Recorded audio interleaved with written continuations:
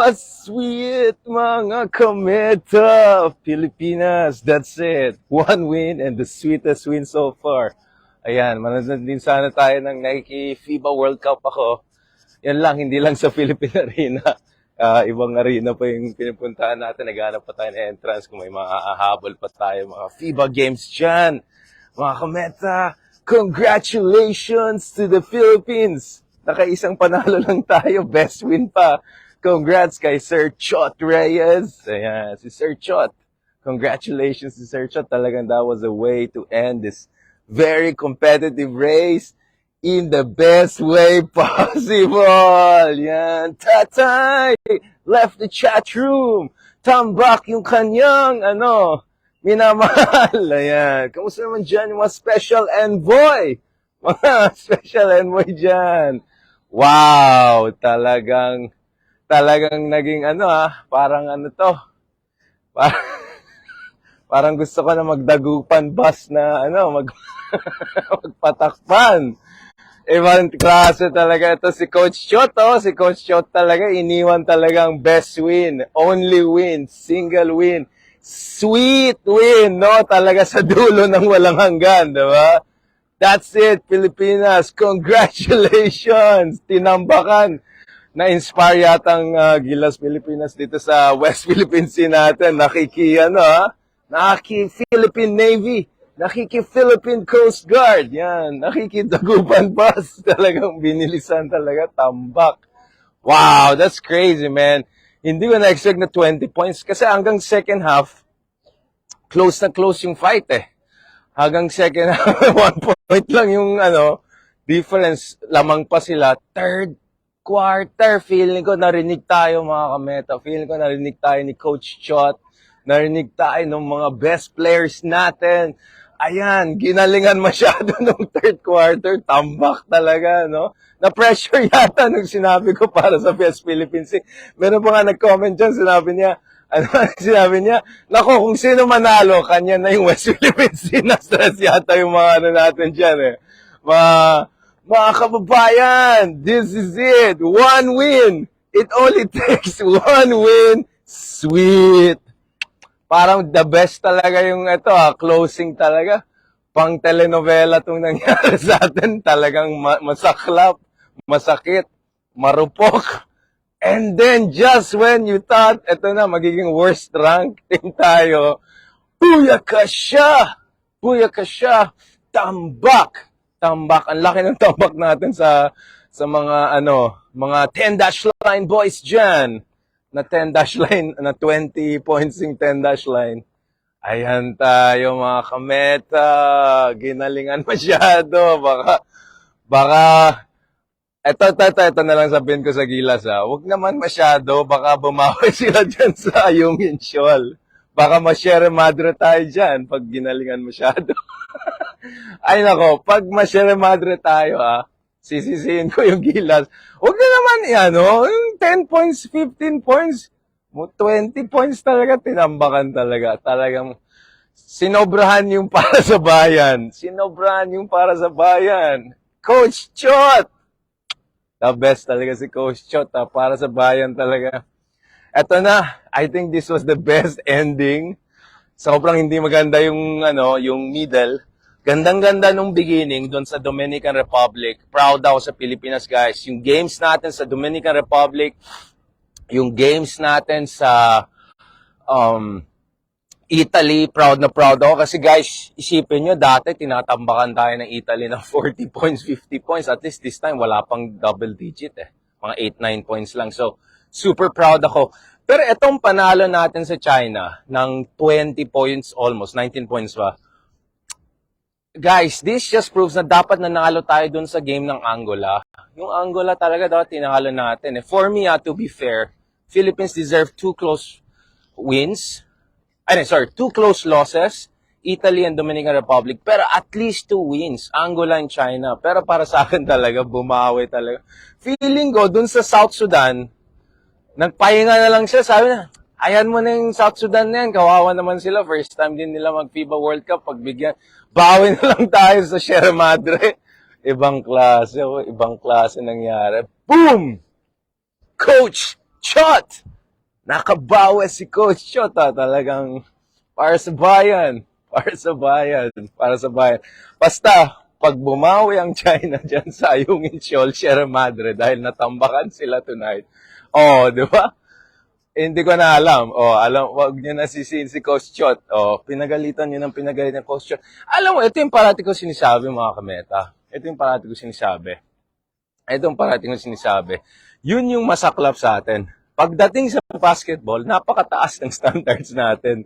Expect natin talunin natin ang Italy, expect natin talunin natin Dominican Republic, sakit na sakit yung puso natin pag di natin nagawa.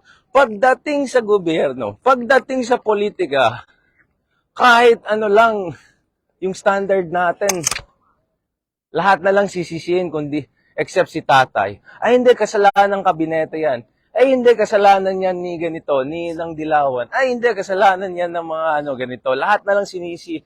Tapos yung baksak pa yung economy natin, ang taas ng mga kaso natin kumpara sa mga neighbors natin. Tumaas pa yung approval ratings ni tatay. Kaya nga sinasabi ko parati, mga kameta, may asymmetry eh. May hindi balance dyan eh. May hindi balance dyan na may hindi balance dyan sa politika at basketball natin. Pagdating sa basketball, ang taas ng standards natin. Tuloy, tingnan nyo, na-pressure si Coach Chot. Bumawi si Chot Reyes ng big time sa best game. Eh dapat sana ganun din tayo sa politika. Kaysa mag-provide tayo ng apology, kaysa tayo, pa-excuse tayo dyan. Ay, ganito kasi yung kasalanan ni Dilawan noong 2011, kasi kasalanan ng Amerika, di tayo tinulungan. Kung hindi sana tayo ganun, hindi sana ginalingan ng gobyerno natin. Kung hindi kayo maniwala, tingnan niyo yung mga surveys. Ang taas ng approval ratings ng presidente, ang baba ng approval ratings ng kabinete. Ang taas ng approval ratings ng DepEd secretary, ang baba ng approval ng DepEd itself. I mean, saan ka makahanap ng ganyan? Parang nangyari dyan, ang taas ng approval ni Chot, ang baba ng approval ni Jordan Clarkson. Parang ganun yung nangyari. I guess ng mga kameta. Yun ang parating natin sinasabi. Sana yung level of passion, yung level ng expectations, yung level ng merit-based leadership na hinahanap natin sa basketball, sana ilagay din natin yan sa governance. Mas mahalaga pa yung governance. Kasi tingnan nyo yung Japan. Ako, to be honest, kung tanongin niyo ako, sa tingin ko, mas magaling ng Pilipinas sa Japan na malayo. But, the reason why ang galing ng Japan, even if physically wala silang edge, tingnan mo naman, yung si Baba ba yun? Ang 5'6 lang yata yun, or isang point guard nila sa, di ba, sa Japan. Galing. Kasi nga, disiplinado sila. Ang galing ng leadership nila sa Japan. Yung basketball nga, forget about it. Yung World Cup ng football, tinalo nila Spain, tinalo nila Germany. Tingnan mo yung Women's World Cup. Natsambahan sila. Otherwise, for me, Japan was a favorite kasi tinambakan nila yung Spain, yung eventual champion ng 5-0 or something nung preliminary rounds. Tignan nyo yung Japan, mga kameta. Kahit ka-physical attributes natin and all, ang galing ng performance. Kasi nga, maayos yung governance. Hindi lang yung coach nila, hindi lang yung tactics ng team nila. Yung buong bansa nila, mataas ang standards. At hindi pumapayag ng tao na basta-basta lang. Kung ayaw maniwala si Japan, Korea, tignan nyo yung South Korea. Parating nagpo-protest ang mga tao. Punta kayo dyan sa Seoul, sa Presidential Palace. Parating may doon. Parating may mga rally-rally doon. Kasi ang taas ng standards ng mga tao sa South Korea, sa Japan, sa Taiwan, yung mga ganyan bansa. Hindi lang sila umasa kay Coach Chot. Umasa sila sa kanilang presidente, sa kanilang Minister of Culture, Minister of Sports. It's a nation of values, of discipline, of merit, and dedication. Kaya even if, marami kong sinabi na, ito, aminado ako mga kameta, football talaga mahal ko. At para sa akin, mas swak talaga sa atin ng football. And in fact, my argument is perfectly proven by Japan. Kung tignan mo yung performance ng Japan and Korea sa football, malayong mas magaling ang Japan sa football kaysa basketball.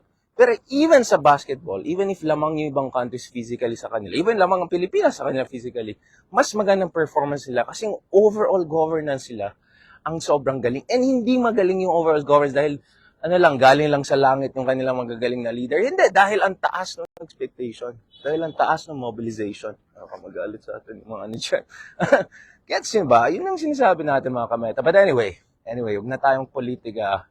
West Philippines lang tayo. Ayan lang, basta pag may nagalit sa Sierra Madre bukas, dahil tinambakan yung team nila today, alam niyo na sinong sisisiin nyo. Hindi, pero congratulations kay Coach Chot Reyes. We kept the fight close with Dominican Republic. We kept the fight close with Italy. I'm so proud of that. Definitely yung Angola dapat tinalo natin. Yung South Sudan, hindi ko maintindihan nangyari. But dito sa China, bumawi ng big time ang Pilipinas. Tinambakan ng 20-21 points. Boom! As sa third quarter, nag-pull away tayo. And interestingly, pag titignan mo yung ibang games, sa third quarter tayo medyo, minsan malabo eh.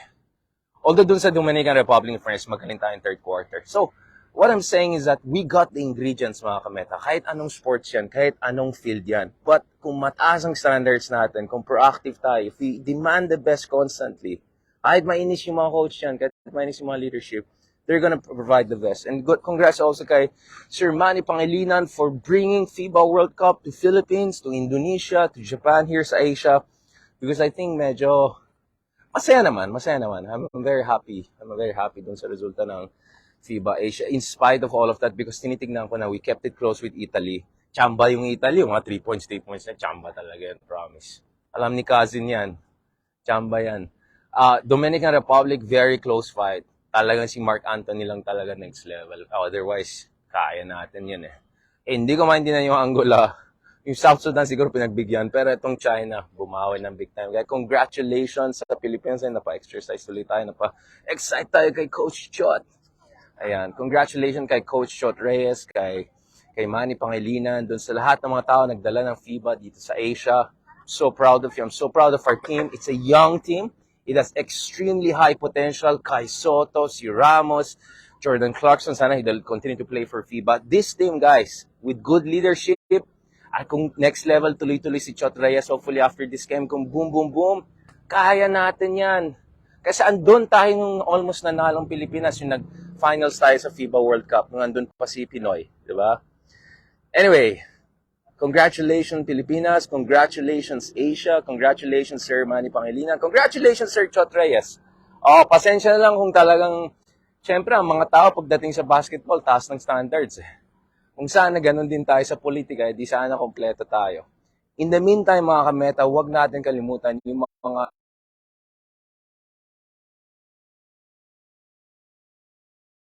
yung ibang unsung heroes natin. Mga Obiena types, yung mga hindi ganun kataas yung investment sa kanila, pero ang laki naman nakakuha nila. Guys, we have one of the top 3, if not top 2 best ever guys athletics kay OJ. TJ Obiena, ang dami natin mga ibang galing na players sa wushu, sa taekwondo, sa ibang sports. So please, wag nyo kalimutan yung mga ibang sports na yan. And good luck rin kay Senator Manny Pangilinan as he tries to check whether he can make it to Olympics. Medyo for me, sayang sana ginawa ni Senator Pacquiao noon pa nung mas peak siya kasi feeling ko may chance siya mag-silver or gold kasi ang hirap din yung Olympics hindi naman basta-basta yan. But good luck kay Senator Pacquiao, baka maayos pa natin yung Olympics. So the road to Olympics is still open. Congratulations to Japan for making it through with at least 2 victories, best ranking Asian team. But for me, kaya natin yan to make it to Olympics again. And hopefully, we can keep the matches close. Kahit walang home court advantage sa Paris. Siyempre sa Paris, hindi na, wala na home court advantage yan. But I hope we can keep it close with yung mga top teams from Europe around the world. And to be honest, if you ask me, I'm from Luka. Slovenia, right? I want them to be the champion this year. Kasi sa tingin ko talaga, this year was the year of Eastern European countries. Ang gagaling nila, Montenegro, Slovenia, Latvia, ang galing ng Latvia, tinalo yung Canada. I think that's it eh. Yung Eastern European countries, kung titingnan mo sila, they don't have the kind of athleticism, all of yung mga stereotypical na hinahanap natin dahil sa NBA and obsession natin. But look at it, because of good tactics, because of good teamwork, and underappreciated galing na mga, hindi lang si Luka, yung mga katulad ni Luka. Siyempre si Luka medyo proven yan, pero yung mga iba na hindi NBA player pero napakagaling. Tignan niyo guys, yung Eastern Europe, yun ang mga panoorin nyo. Latvia, Montenegro, Slovenia, even Serbia. In fairness, natalo yata ang Serbia, but recently a close fight. But galing nila talaga. And West Philippine Sea. Ayan, talagang dinikit talaga natin yung bumawi talaga tayo ng big time. Feeling ko may press, may tawag talaga guys. Ito, ayusin na yan. Otherwise, mandagupan mas kayo mamaya pa uwi. Alright guys, maraming salamat. God bless and talk to you soon.